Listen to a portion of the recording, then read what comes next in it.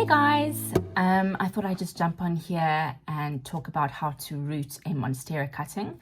We've been selling quite a few of them, so I just thought I'd get ahead of all the questions. Right, so the most important thing about rooting your Monstera cutting is knowing all about the nodes. A node is a place on your plant where the greatest cellular activity happens for growth. Now, this is generally in the form of, in your Monstera, where aerial roots are, and where leaves, the branches of leaves meet the stem. You can also identify nodes by any sort of protrusions on the stem, sort of soft bumps, or old scarring where old leaves used to be. The best thing to do would be to have 2 nodes at least, because your goal is to get roots to sprout from one of the nodes, and then you would put that underground where the roots could anchor the plant, and then the top node would potentially sprout the new growth. Okay, so I'm going to talk about how I, in my experience, have rooted cuttings. There are so many ways out there to do it, but I found that these 3 for me are the best. So the first is with perlite. Perlite looks a bit like styrofoam. It is actually made from volcanic glass. It's super light and super fluffy, and what it does is it kind of provides an anchorage for roots, and it just gives them mass to grow through. This makes the transition to earth a little bit easier. The second one is a very popular one with plant parents, is through water. You just pop your nodes and then you watch the roots grow. And the third one that I've recently started doing is just using soil. Now this is a light chunky aroid mix. I've got bark, I've got perlite, I've got vermiculite, I've got laker balls. So you can see how much space is sort of there, so the roots could move around in there. Let's talk about why one would use the different media for rooting your cutting. Perlite is great. I think it's one of the best ones for new plant parents because it requires very minimal work from you. First, you would put your cutting in with as many nodes as possible within the perlite. Then you would top the little bottle up with your water to cover that.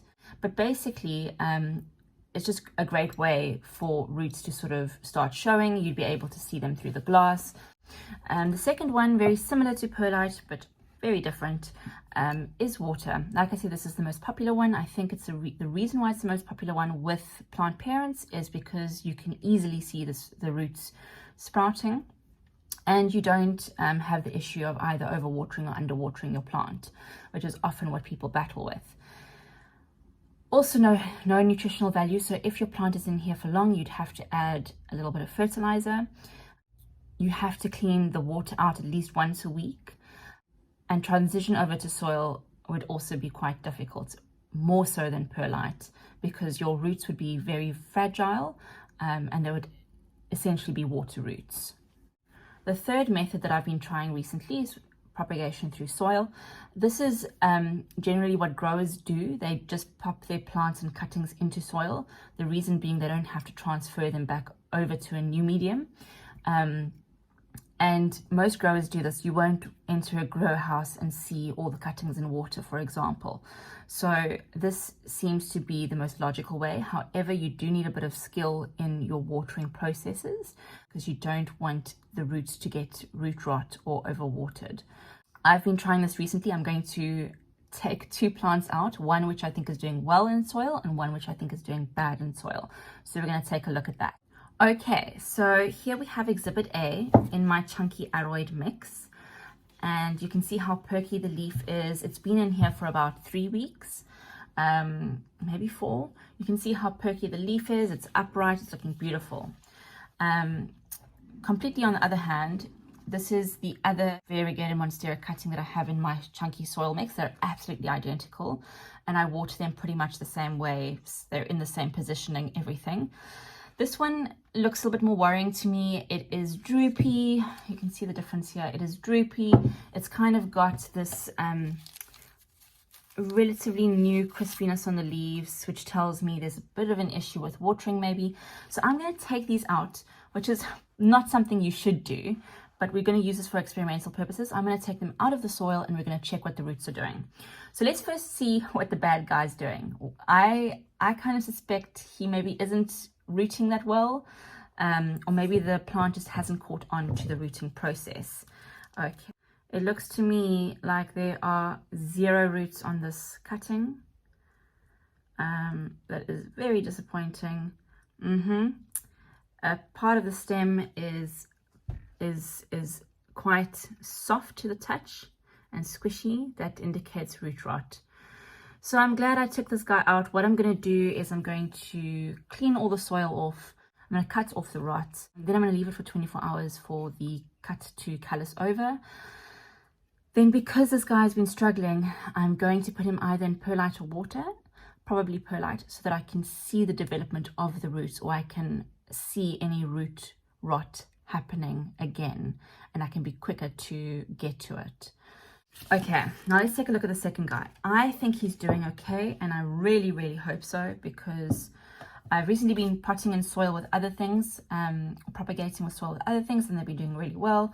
So I kind of thought that this was a way to do it. But like I said, it probably takes a bit more skill and knowing how to water them, which is probably something that I haven't been doing too well. Okay, this guy has had aerial roots, okay, which makes a massive difference in that they practically are roots and they're pulling up those resources that you want. So if you can get a cutting with aerial roots, better. You can see that this aerial root has turned into a terrestrial root. It's starting to soak up those nutrients. So is that one with the new growth. And then on the cutting itself, I don't know if you can see, there and there, we've got new root growth there as well. Okay, so we were right. One of the plants is doing badly, the other one is doing well. I'm going to repot this one, try and put him back exactly the way he was, and we're going to put the other one in water or perlite. This cutting is in perlite. So the perlite isn't as compact as it should or could be, but hey, that's okay. I had problems with rot on this cutting before, but I do see some new roots growing there. Leaf is nice and perky, which I'm hoping is a good sign. So I'm going to take it all out and we're going to take a look at how many roots and what's happening. Okay, this is smelling a bit rotten to me. There's a bit of a funky smell coming out of here, which is not great. It's not a great sign, especially because this cutting had been dealing with root rot before. Maybe I didn't let it heal for long enough. Got a bit of a double-edged sword going, right? Beautiful new roots over there and over there, but the cutting is soft and it is rotting the one edge. So again, I'm going to cut that, and then I'm going to let the cut callus over, and then I will probably pop it back into perlite. Maybe what I'll do is I'll place this edge close to the glass so I can actually see what's happening. One thing about perlite is what it's great for is it's great for the use in propagation box. What a propagation box basically is, it's just a translucent box where sunlight can penetrate the top, and what it does is it keeps the plants humid, especially in a place where humidity is an issue. Now literally I put this cutting in, and 3 days later this massive 2 roots and 1 growth point over there started growing, which is amazing. I didn't expect much from this cutting. Last but not least, method of water propagation, the most popular. This hasn't been in here for too long. What you want to do is you want to submerge as many of the nodes as possible, so that you're giving as many of the nodes as possible a chance to sprout roots or growth. And this one has only been in here for about 2 weeks, so not actually very long. and I can see 2 roots forming. They are very small, which indicates that this kind of propagation method could take quite a while. You can see over there, and there's another one next to it. So again, this is a pretty easy way to do this. The only issue would be transferring this over to soil. You'd have to be very careful because the roots would be very fragile and they would have to learn how to cope with all that organic material and organic mass. And I hope the looking at my experiments have kind of helped you decide on how you're going to do it. If you have any questions, pop them in the comments. I'm not very active on YouTube, but I will make an effort to look more often. Thank you so much. Bye.